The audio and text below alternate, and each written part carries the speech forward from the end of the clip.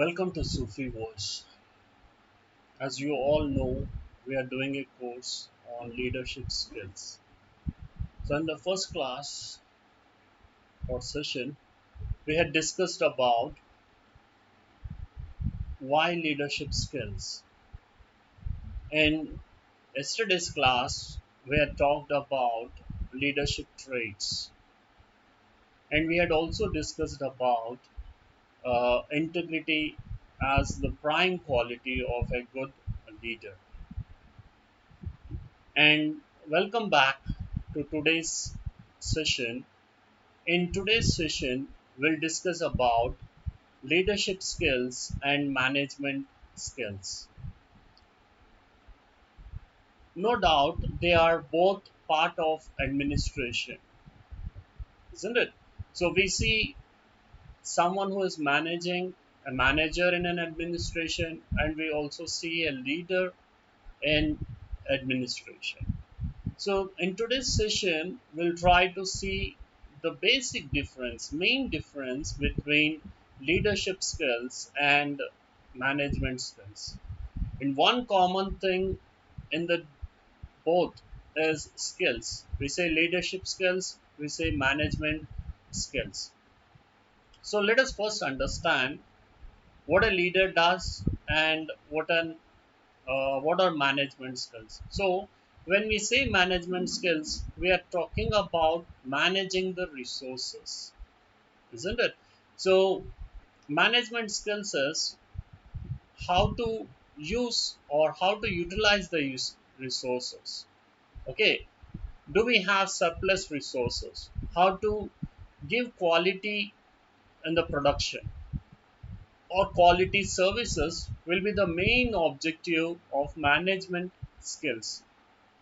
So that's the reason the person who manages the resources, we call him as a manager. So the work of a manager is to see that the work goes without any interruption, isn't it? The duty of a manager is to acquire all the essential commodities or essential things with which he can put up a very good show, isn't it?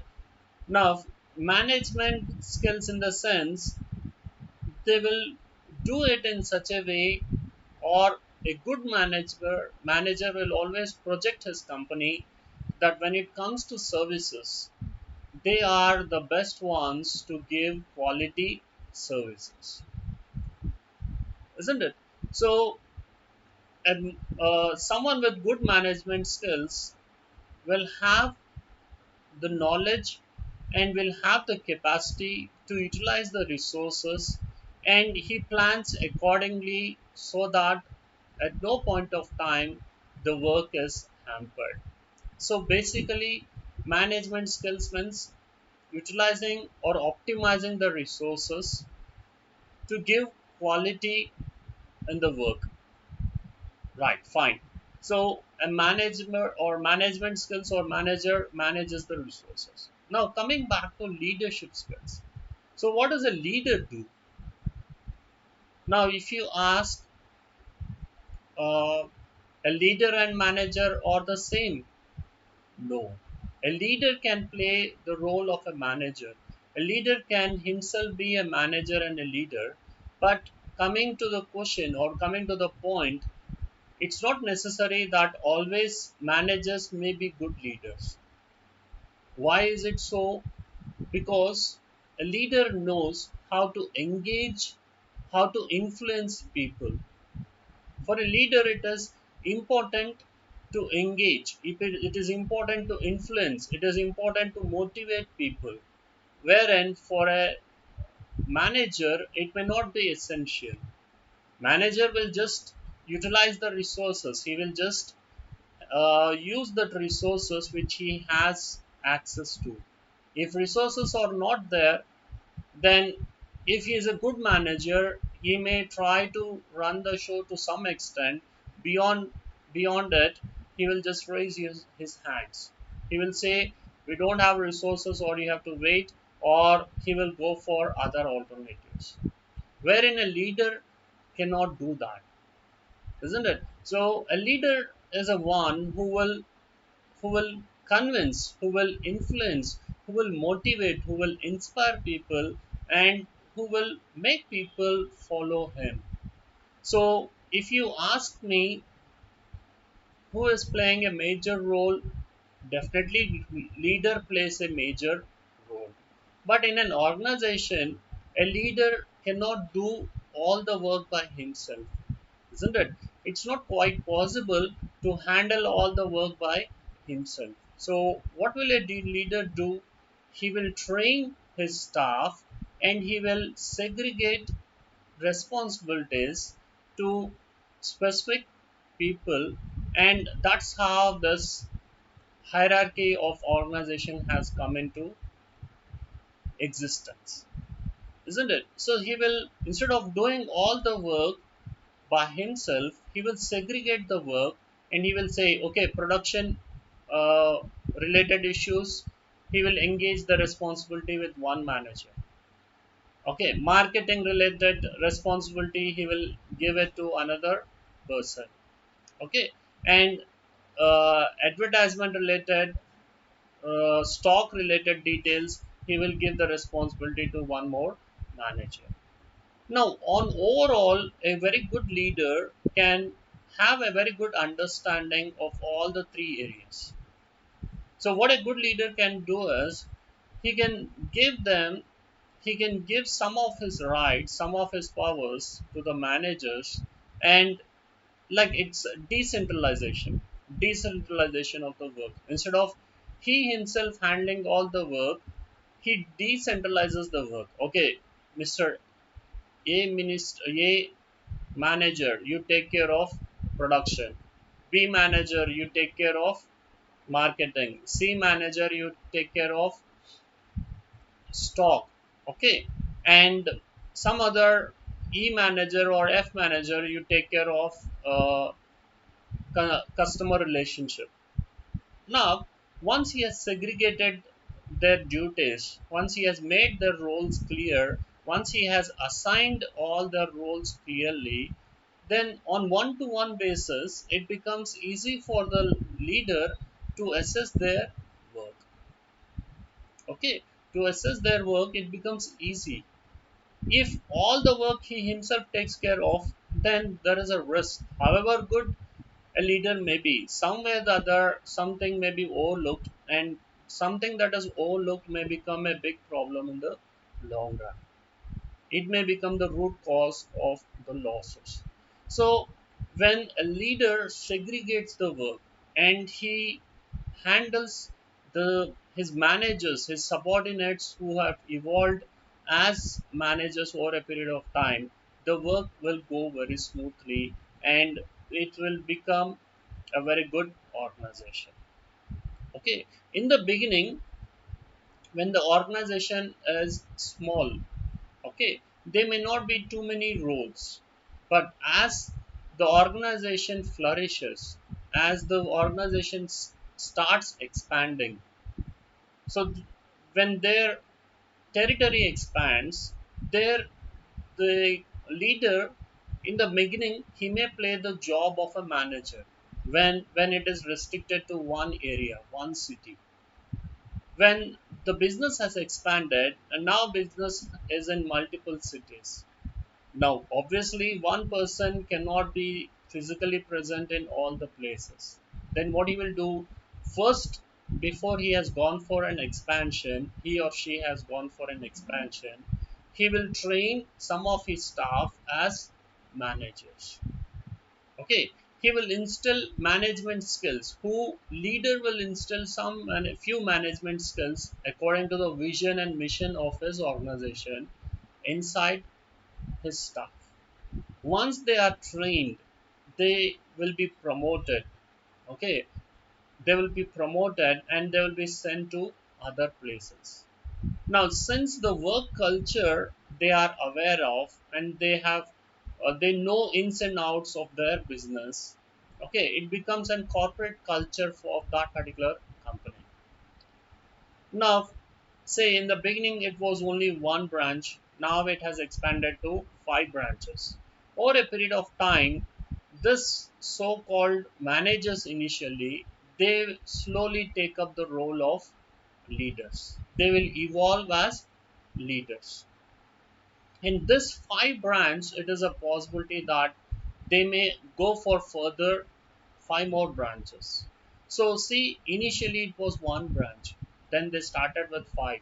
Then this each one branch may go in for an expansion of another five branches. So 25 branches. So overall, what is happening? The work is getting decentralized. Okay. Now, when the work is getting decentralized, when it is a smaller organization, there may not be issues. But as the organization starts flourishing, it definitely gets small issues. Okay, let it be administrative challenges, let it be a distribution of work or internal conflicts within the branches, within the managers. Now, here, a manager cannot resolve the issue. It is quite possible that there may be a difference of opinion between two managers.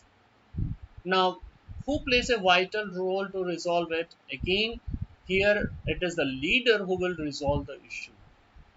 Okay, if there is, let us say, there is some misunderstanding or some sort of professional clash between two managers, conflict between two managers.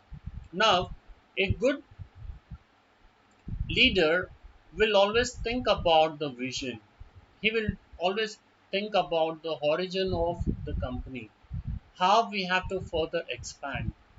And whenever there is a difference of opinion, this so called good manager, or sorry, good leader, will try to convince or influence the managers. No, don't get segregated. He takes back to the roots of the vision and mission of the company. He tells them, like, we are like a family. You are all my, you're, though you are my staff, you are more than, we are like a family. Okay, so in a family, there can be, it's obvious that we have clashes, but we also have resolutions. We know how to solve those clashes. So he convinces them and he tells them that when we are together, then only we can go ahead in life. Okay, when we are departed, okay, or when we stand from our point of view, our perceptions, then there is nothing much that we can achieve. So this is one thing. Now, is it always necessary that whoever has started the company or whoever is in the higher designation, only such people or leaders? No, it is not true. Leaders do exist at every level. Okay, leaders do exist at every level. So whenever there is a troublesome situation, okay, like let us take a company was doing good, but suddenly due to some disaster or natural calamity, the production has stopped. Okay, and most of the staff are not willing to, obviously when they are not getting paid, they may not show interest in the work. In such a situation, a leader may evolve among the common people. From the common staff, one person may evolve, person may come out and say that the company had been doing good for us for a long time. We had reaped more benefits from this company. Now the company is in trouble. We cannot leave this company. If he shows up his skill and he convinces other staff members and he gets them to the point that they agree and they start working for the company. Don't we see a leader here? Definitely, he's a very good leader. So it doesn't mean like leaders always have to be highly educated. Yeah, it is a fact that most of them who start up an organization, who come in the limelight of the management, they become very good leaders. It's an accepted fact. There are many resources. Sometimes, though a person may have good leadership skills, because of internal politics or because of internal issues, he may not be evolved. That's a different thing. But leaders do exist at every level. Now, always the management will keep an eye on such a leader, because as time progresses, new innovative skills, new knowledge plays a very vital role. Innovation plays a vital role. Okay, and the company needs to go for an expansion, and they need innovative minds. So always, the higher management will be keeping an eye to look for good leadership skills.